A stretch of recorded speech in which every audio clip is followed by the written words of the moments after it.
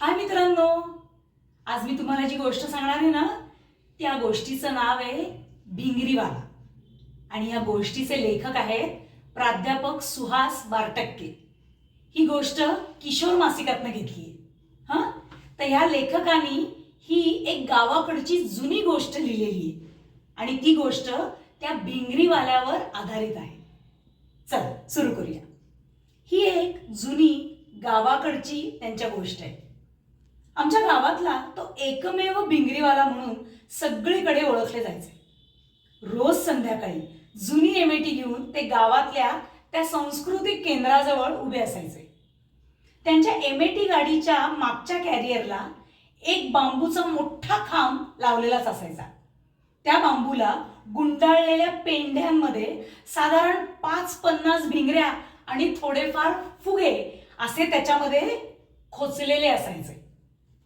वाऱ्यावर भिरभिरणाऱ्या त्या रंगबिरंगी भिंगऱ्या पाहून ये जा करणारी मुलं, मोठी माणसं थांबायची. भिंगरीवाल्या काकांकडून भिंगरी, फुगे असं विकत घ्यायचे. काही काही मुलं त्यांच्याकडनं फुगे फुगवून पण घ्यायचे. 2-5 रुपये देऊन पुढे निघून जायचे. पण त्यामुळे ना या भिंगरीवाल्या काकांच्या चेहऱ्यावर आनंद झळकायचा. म्हणजे अगदी भिंगरी पाहून खुश झालेल्या मुलांइतकाच आनंद त्यांना व्हायचा. पैसे मिळाले म्हणून नाही हा, तर या लहान निरागस मुलांसाठी आपण काहीतरी करू शकलो यामुळे ते खुश व्हायचे. भिंगरीवाले काका त्यांच्या वयाच्या 7व्या वर्षापासून भिंगरी बनवत होते.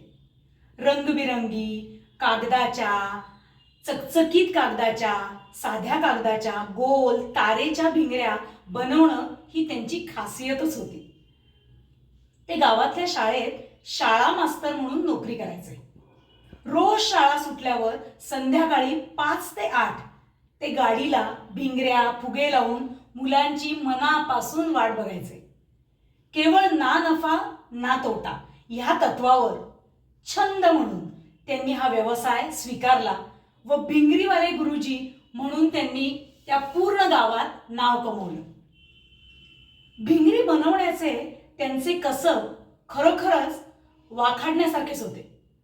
भिंगरी बनवण्याचे कागद अगदी कापण्यापासून ते वळसे देईपर्यंत सगळी कामं ते अगदी स्वतः कसबीनं करायचे. भिंगरी तारेत अडकवून बांबूच्या छोट्या काठीला ती नीट जोडायची. तेव्हाच भिंगरी गरगर फिरते आणि ते बघून मुलांना टाळ्या वाजवायला भाग पडते असे भिंगरीवाले काका नेहमी सांगायचे. भिंगरीवाले गुरुजी असं म्हणत की मुलं त्यांच्या भोवती गोळाच व्हायची आणि बघता बघता त्यांच्या भिंगऱ्या अगदी हातोहात खपायच्या. 50-60 भिंगऱ्या विकूनही त्यांना मिळणारी जी रक्कम होती ती त्यांच्या मेहनतीच्या मनाने फारच कमी होती. पण त्यापासून त्यांना मिळणारा जो आनंद होता ना, तो मात्र खूप होता, अफाट होता.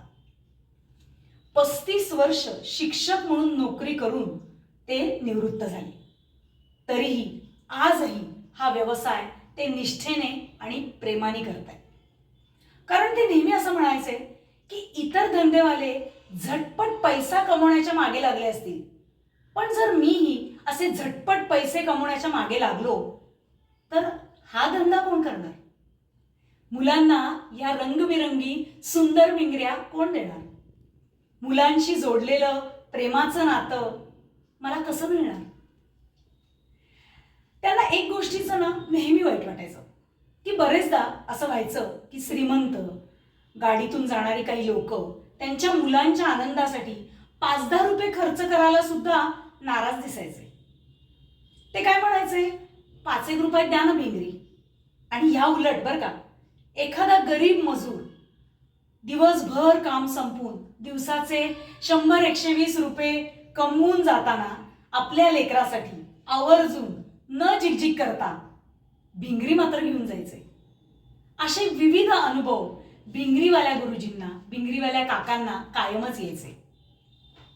अलीकडेच आपले लेखक सुहास बारटक्के सिंगापूरला गेलेले असताना तिथे लाईट आणि लेझर शो पाहत असताना एक एक भिंगरी विकणारी मुलगी त्यांना भेटली. ती मुलगी अर्न अँड लर्न करत होती. केवळ भिंगऱ्या विकून ती आपले शिक्षण आणि वर खर्च करत होती. हे ऐकल्यावर लेखकाला खूपच आश्चर्य वाटलं व त्यावेळेला त्यांना तिथे भिंगरीवाल्या गावाकडच्या गुरुजींची आठवण झाली. भिंगरीवाले काका म्हणा किंवा भिंगरीवाले गुरुजी, पैशा करता नव्हे तर पुन्हा लहानपण जगायला मिळतंय म्हणून आणि फक्त ह्या आनंदासाठी भिंगऱ्या बनवून विकत होते. हे आजच्या पिढीला नक्कीच सांगण्यासारखं आहे, नाही का? कविश्रेष्ठ गुलजार यांच्या या संदर्भातल्या काही ओळी आठवतात. जिंदगी के भागदौड़ में जहां गिर गई हाथ में से फिरकी वहीं छूट गया बचपन. फिरकी म्हणजेच भिंगरी. काय मित्रांनो, आवडली का आजची आपली गोष्ट? भिंगरीवाला वेगळी आहे ना? आम्ही आमच्या लहानपणी अशा भिंगऱ्या खूप विकत घेतल्या. गोष्ट आवडली तर लाईक नक्की करा.